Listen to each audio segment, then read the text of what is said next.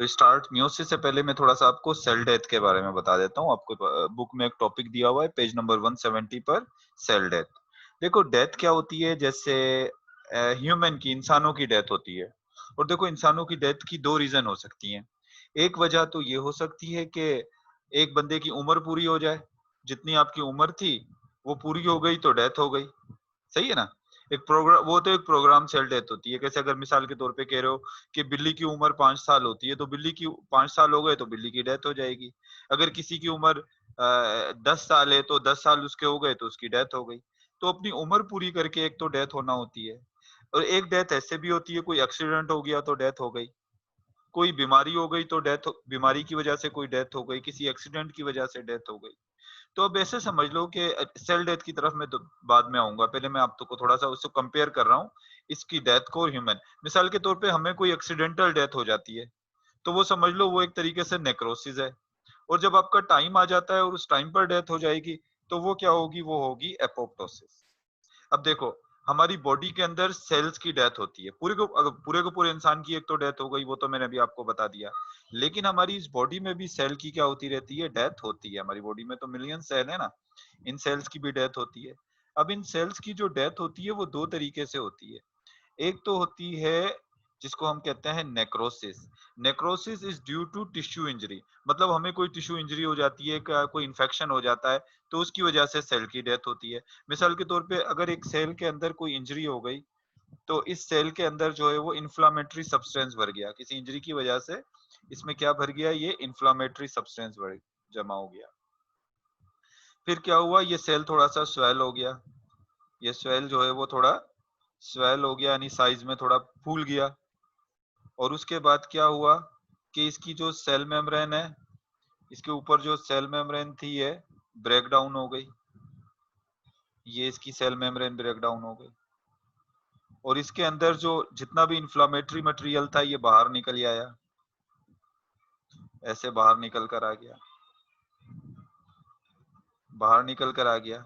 इसने करीब वाले सेल को भी डैमेज कर दिया, ये पूरा का पूरा टिश्यू, ये भी सेल की डेथ हो गई, इसके करीब जो सेल्स थे इनकी भी डेथ हो गई इस इन्फ्लामेटरी मटेरियल की वजह से।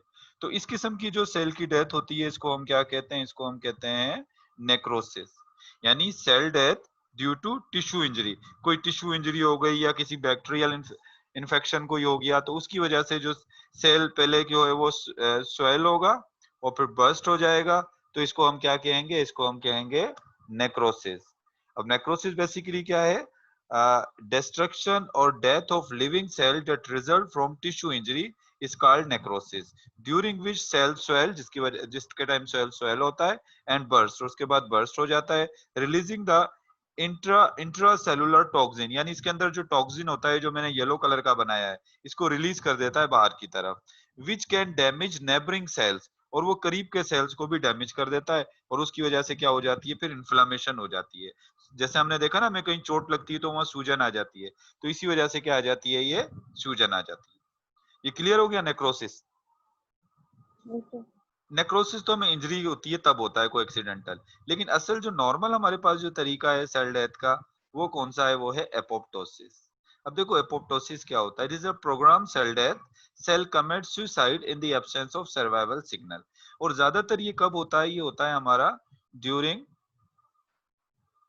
डेवलपमेंट, जब हमारी डेवलपमेंट हो रही होती है। से फॉर एग्जांपल, जब एक बच्चे की डेवलपमेंट हो रही होती है तो उसकी फिंगर्स जो होती हैं, हमारी ये जो फिंगर्स होती हैं, और 5, ये जो 5 फिंगर्स होती हैं, इन फिंगर्स के दरमियान में भी सेल्स होते हैं।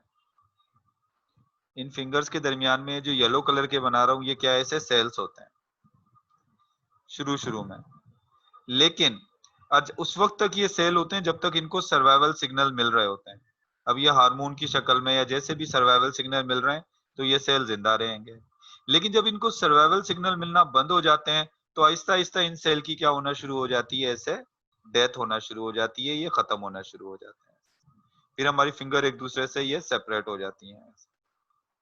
तो ये जो प्रोग्राम सेल डेथ है, जिसमें सेल कमिट सुसाइड, जिसमें सेल क्या कर लेता है खुद, जब उसका टाइम पूरा हो जाता है, जब एक सेल का टाइम पूरा हो जाता है तो क्या होता है, ये जैसे सेल है, अब इन सेल का टाइम पूरा हो गया, तो अब क्या होगा, जब इनको सर्वाइवल सिग्नल नहीं मिल रहे होंगे, या एक मखसूस टाइम के बाद इनके अंदर कुछ जीन्स होते हैं, जीन का सेट होता है, वो एक्टिव हो जाता है और वो क्या करता है, वो इस सेल को जो है वो आहिस्ता आहिस्ता ये सेल जो है जब वो इसको सर्वाइवल सिग्नल देना जब बंद कर देता है, तो फिर क्या होता है, ये सेल ऐसे श्रिंक होना शुरू हो जाते हैं ऐसे।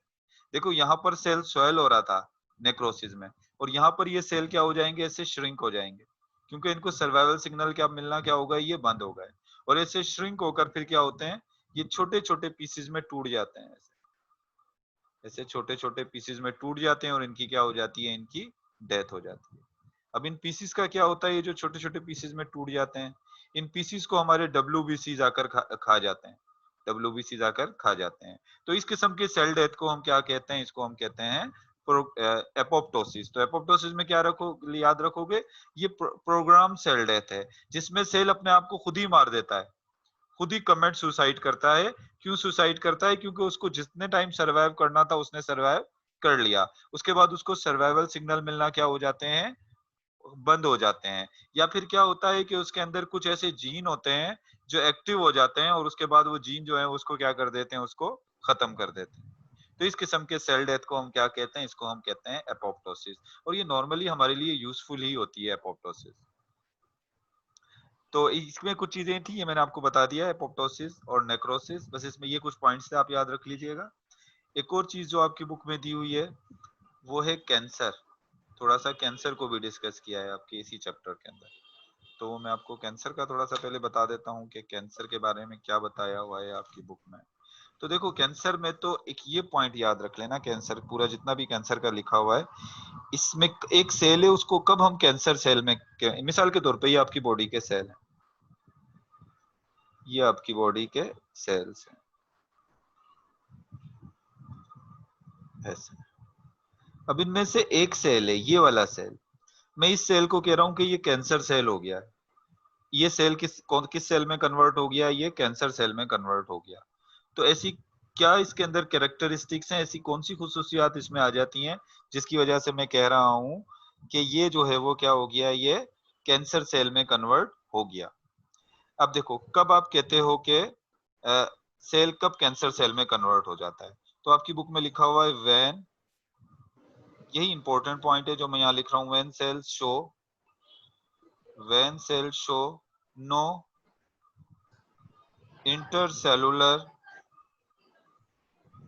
intercellular coupling, when cells show no intercellular coupling or could not re-aggregate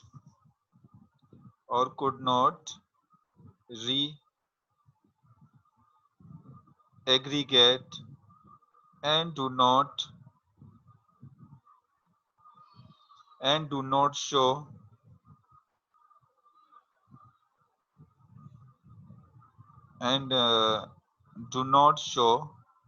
intercellular coupling, do not show inhibition of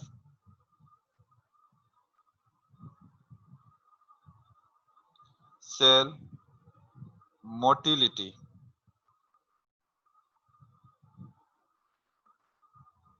and also of mitotic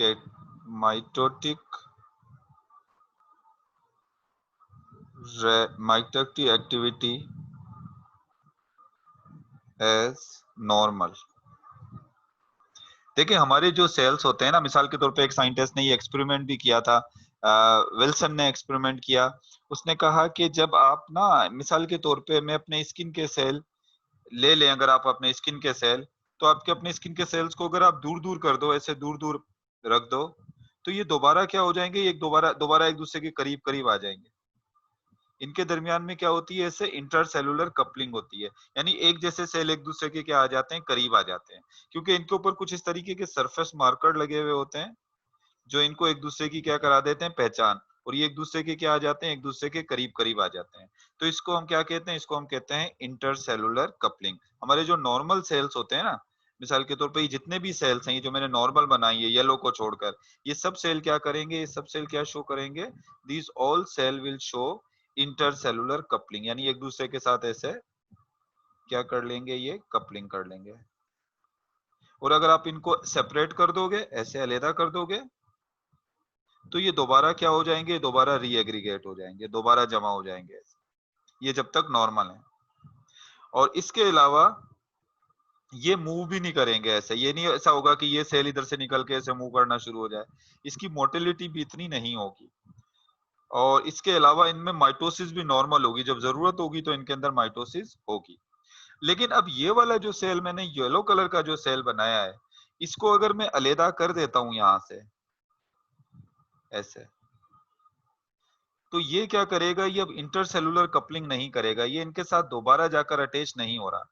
ये सेल क्या कर रहा है, इनके साथ दोबारा अटैच नहीं हो रहा। मतलब पहला पॉइंट, अब इस सेल को मैं कैंसर सेल कह सकता हूं, क्योंकि when cell show no intercellular coupling, यानी अपने ग्रुप वाले सेल के साथ कपलिंग या उनके साथ ग्रुप नहीं बना रहा। और कुड नॉट रीएग्रीगेट, यानी मैंने इसको अलहदा कर दिया तो ये दोबारा रीएग्रीगेट होके मतलब उनके साथ दोबारा जमा नहीं हो रहा। ये एक से ज्यादा सेल भी हो सकते थे जो इसके साथ रीएग्रीगेट नहीं हो रहे। And do not show inhibition of cell motility, और इनकी मोटिलिटी मूवमेंट भी ज्यादा तेज होगी, ये मूव भी करेंगे। And not show mitotic activity, और नॉर्मल माइटोटिक एक्टिविटी शो नहीं करेगा ये, यानी अब ये एबनॉर्मल तरीके से डिवाइड होना शुरू हो जाएगा। और जब एबनॉर्मल सेल डिवीजन होती है तो उसको हम क्या कहते हैं, उसको हम कहते हैं एमाइटोसिस। यानी एमाइटोसिस के जरिए जल्दी जल्दी डिवाइड हो रहा होगा, एक से दो बने, फिर क्या होगा, फिर मजीद इससे बनेंगे, ऐसे ये डिवाइड होता रहेगा। तो ऐसे सेल को हम क्या कहेंगे, ऐसे सेल को हम कहेंगे कैंसर सेल। तो अब अगर आपसे पूछ लिया जाए कि कैंसर से एक सेल को कैंसर सेल कब कहा जाता है, तो अब समझ में आ जाएगा जब उन सेल की, अगर आपसे पूछा जाए एक ऐसा सेल है जिसमें इंटरसेलुलर कपलिंग भी नहीं है, वो रीएग्रीगेट भी नहीं हो रहा, उसमें नॉर्मल माइटोटिक एक्टिविटी भी नहीं हो रही, तो उस सेल को आप कौन सा सेल कह सकते हो, उस सेल को हम कह सकते हैं कि वो कौन सा सेल है, वो है कैंसर सेल। कौन से सेल में कन्वर्ट हो गया, वो कैंसर सेल के अंदर जो है वो कन्वर्ट हो गया है। अब अगर आपसे पूछा जाए कैंसर की वजह क्या होती है, तो सबसे पहले इसके कारण को याद रखिएगा। इसकी अभी तक एग्जैक्ट जो काज है कैंसर की वो पता हमें अभी नहीं है, नॉट नॉन। एग्जैक्ट काज जो है वो इसकी क्या वजह है, वो नॉट नॉन, ये अभी तक पता नहीं है। लेकिन कैंसर के बारे में कहा जाता है ये हेरिडिटी भी हो सकता है, यानी अगर पेरेंट्स को है तो बच्चों में होने के चांसेस भी हो सकते हैं। और इसके अलावा जो है वो एक्स रेज गामा रेज जो होती हैं उनकी वजह से, रेडियो एक्टिव रेज की वजह से भी कैंसर हो सकता है, ये भी चीजें जो है वो कैंसर काज कर सकती हैं। और in animal certain types of virus, कुछ वायरस भी ऐसे होते हैं एनिमल्स के अंदर, काइंड्स ऑफ कुछ मुख्तलिफ किस्म के जो कैंसर होते हैं वो वायरस की वजह से भी हो जाते हैं, जैसे ल्यूकीमिया। ल्यूकीमिया कहते हैं ब्लड कैंसर जो होता है, वो भी किसकी वजह से, वो वायरस की वजह से हो सकता है। अच्छा, बेसिकली जो कैंसर है, ये तो इसके फैक्ट, ये तो हमने फैक्टर्स की बात कर ली कि ये फैक्टर्स होते हैं जो जिसकी वजह से कैंसर होता है। लेकिन अब ये नॉर्मल सेल है तो ये एबनॉर्मल सेल क्यों हो जाता है? असल में क्या होता है कि हमारे जो सेल्स के अंदर जो जीन होते हैं, स्पेशली नॉर्मल सेल डिवीजन कराने वाले जो जीन होते हैं, जो नॉर्मल सेल डिवीजन कराने वाले जीन होते हैं, उनमें म्यूटेशन आ जाती है। आपको पता है ना, मैंने कहा था जीन में जो चेंज आता है उसको हम क्या कहते हैं, म्यूटेशन आ जाती है। जब उनमें म्यूटेशन आ जाती है तो वो एबनॉर्मली डिवाइड होना शुरू हो जाते हैं, और इसी को हम क्या कहते हैं, इसी को हम कहते हैं कैंसर। फिर आपकी बुक में लिखा हुआ why cancer cell kill, cancer cell इंसान को किल क्यों कर देते हैं। अब देखो ये मिसाल के तौर पे नॉर्मल सेल हैं आपकी बॉडी, और ये जो येलो कलर के सेल हैं ये कैंसर सेल हैं। अब आपके नॉर्मल सेल पर कौन से सेल फैलना शुरू हो जाएंगे, कैंसर सेल। आपकी पूरी बॉडी में ये कैंसर सेल फैलना शुरू हो जाएंगे, और नॉर्मल सेल का फूड कौन खा रहे होंगे, ये कैंसर सेल। जब नॉर्मल सेल का फूड कैंसर सेल ले रहे होंगे तो नॉर्मल सेल को तो फूड मिलेगा ही नहीं, और इस वजह से क्या कर देते हैं, ये कैंसर जो है वो इंसान की डेथ काज कर देता है। चलिए, ये तो मैंने आपको कैंसर के बारे में बता दिया।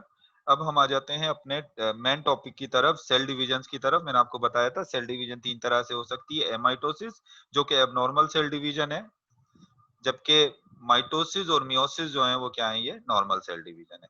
अब माइटोसिस तो हमारे पास हर टाइम माइटो बॉडी में जो नॉर्मल सेल डिवीजन है वो क्या होती है, माइटोसिस ही होती है। अच्छा, मियोसिस क्या होती है और ये कब होती है सेल डिवीजन, तो मियोसिस थोड़ी सी देख लो कि मियोसिस सेल डिवीजन हर वक्त तो होती नहीं है, हमारी पैदाइश से स्टार्ट हो जाए।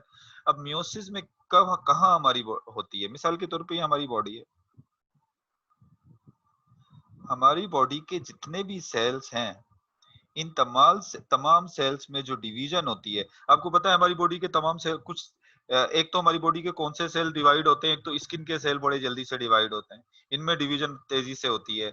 हमारी इंटेस्टाइन के अंदर जो सेल्स होते हैं जीआईटी में, वो भी डिवाइड होते हैं, लेकिन हमारे मसल्स के सेल डिवाइड नहीं होते। हमारे ब्रेन के सेल भी जो है वो डिवाइड नहीं होते। ये परमानेंट सेल हैं जो डिवाइड नहीं होते। अच्छा, ये बाकी स्किन के सेल्स के अंदर बाकी जितने भी सेल्स हैं, उनमें क्या होती है, उनमें माइटोसिस होती है। अब मियोसिस कहाँ होती है हमारे, अगर फीमेल है अगर फीमेल है तो फीमेल की ओवरीज के अंदर जब ओवा बनते हैं, उस प्राइमरी oocysts जब ओवा बनाते हैं, या जिसको कह लो कि जो फीमेल के गैमेट्स बनते हैं, ओवा क्या होते हैं, ये बेसिकली फीमेल के गैमेट्स होते हैं।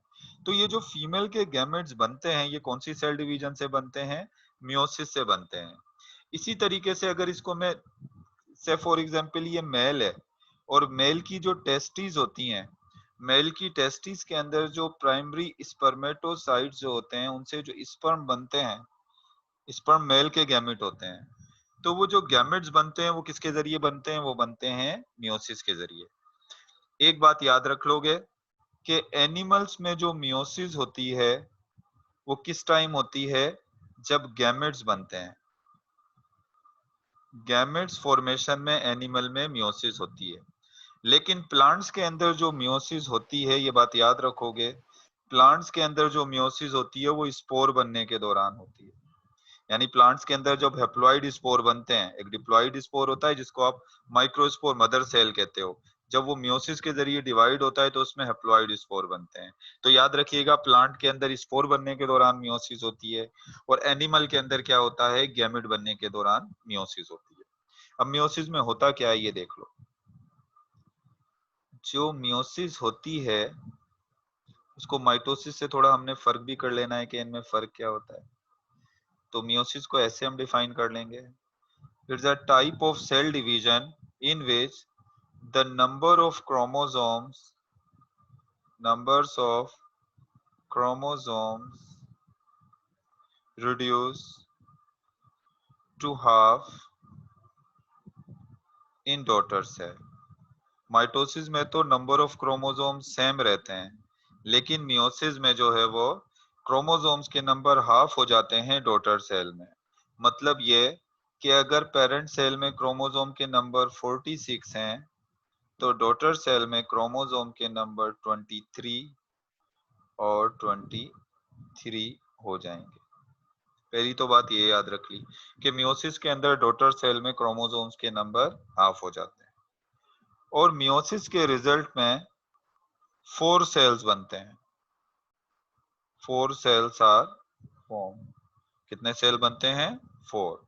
अब ये बात देखो यहीं पर समझ लो, ये चीज मैं आपको यहाँ पर समझा रहा हूँ कि मियोसिस जो को हमने 2 इवेंट्स में डिवाइड किया है, एक मियोसिस 1 और एक मियोसिस 2। अब मिसाल के तौर पे देखो, ये बात समझो, इसको अच्छी तरीके से ये बात समझ लो, मैं अभी आपको बता रहा हूँ। ये एक सेल है। अब जाहिर सी बात है, अगर मैं ह्यूमन का सेल बना रहा हूँ तो इसमें मैं 23 क्रोमोसोम के पेयर तो नहीं बना सकूंगा, पूरे 46 क्रोमोसोम बनाऊंगा तो मुझे टाइम लगेगा। अब मैं एक ऐसा सेल ले लेता हूँ जिसमें क्रोमोसोम्स के नंबर चलो 2 हैं, सिर्फ दो क्रोमोसोम्स के नंबर हैं, और एक एक क्रोमोसोम का नंबर, जब हैप्लॉइड होगा तो क्रोमोसोम का नंबर एक एक हो जाएगा, क्योंकि 23 पेयर तो यहाँ बनाना पॉसिबल नहीं है ना इतने टाइम में। तो अब आप समझ लो कि मैंने ये एक क्रोमोसोम बनाया है यहाँ पर, ये एक क्रोमोसोम है। क्रोमोसोम तो एक है, मगर इसमें क्रोमेटिड कितने हैं, 2 हैं। मैंने आपको बताया है क्रोमोसोम को आप कैसे काउंट करते हो, कि उसके सेंट्रोमेयर देख लेते हो, क्योंकि एक ही सेंट्रोमेयर है ना अभी।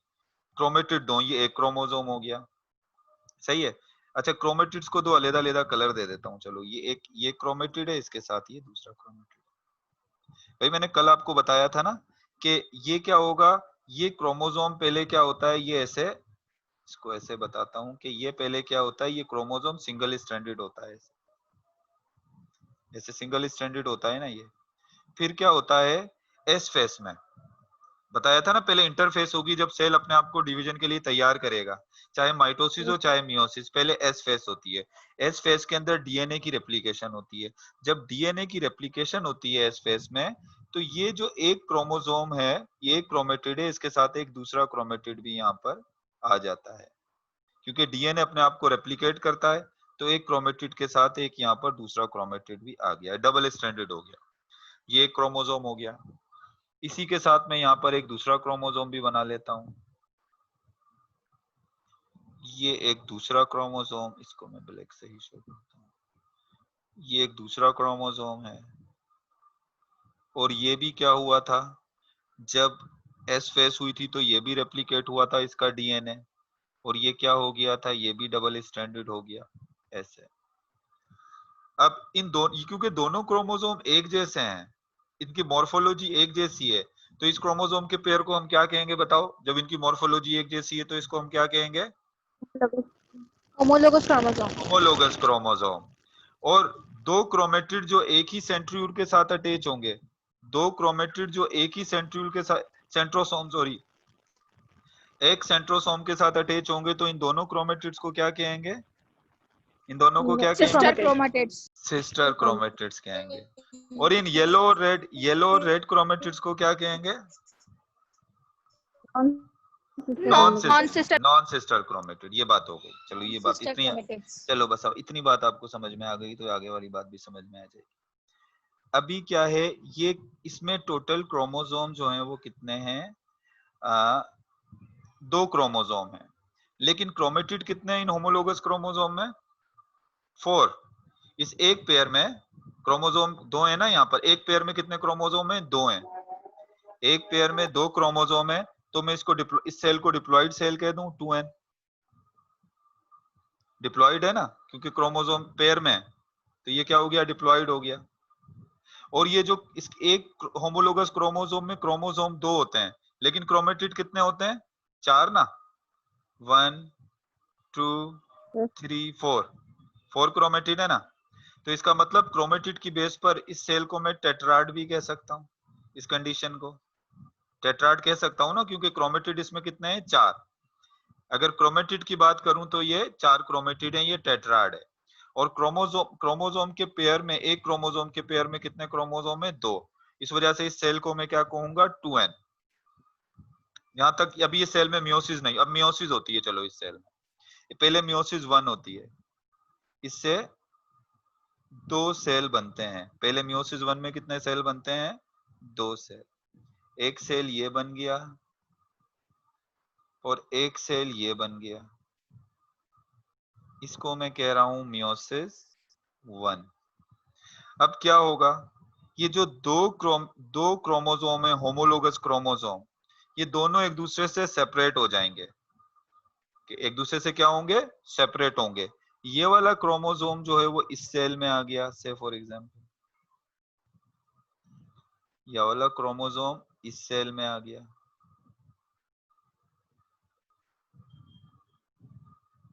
और ये वाला जो क्रोमोसोम है वो कहाँ आ गया? ये आ गया इस सेल में। अब क्या मैं ये जो नए सेल बने हैं, क्या अब मैं इन्हें 2n कह सकता हूं? अब यहाँ क्रोमोसोम पेयर की शक्ल में, तो एक पेयर में सिर्फ एक ही क्रोमोसोम का सेट है ना, तो अब ये जो सेट बने इनको मैं nn कह दूं। इसको मैं क्या कह दूं? nn। क्योंकि इसमें एक पेयर के अंदर सिर्फ एक क्रोमोसोम का पेयर नहीं है, एक ही क्रोमोसोम है एक पेयर में, तो इस वजह से ये डिप्लॉइड सेल था। जब इसमें मियोसिस हुई तो ये क्या हो गया? ये 2 हैप्लॉइड सेल बन गए। ये भी हैप्लॉइड है और ये भी क्या है? हैप्लॉइड है। अभी मैं इसको एक ही क्रोमोसोम कह रहा हूं। मैंने आपको कहा था कि सेंट्रोमेयर एक होगा तो क्रोमोसोम एक ही कंसीडर करोगे। जब तक सेंट्रोमेयर डिवाइड नहीं होगा आप इसको 2 क्रोमोसोम कंसीडर नहीं करोगे। यहाँ पर कितने क्रोमेटिड थे? 4 थे, तो मैंने इस कंडीशन को यहाँ टेट्राड कह दिया था। जब मियोसिस 1 हो गई तो क्रोमोसोम टेट्राड फॉर्म में नहीं रहे। अब इनमें कितने क्रोमेटिड हो गए? कितने हो गए क्रोमेटिड? 2। तो इसको इस कंडीशन को डायाड कह दूं। 2 हैं। यहाँ पर भी क्रोमोसोम किस कंडीशन में? डायाड। यहाँ डायाड कंडीशन। अब ये हो गई मियोसिस 1। अब जब मियोसिस 2 होगी तो क्या होगा? इस सेल से भी दो सेल बनेंगे। ये लो, इस सेल से 2 सेल बना दूं।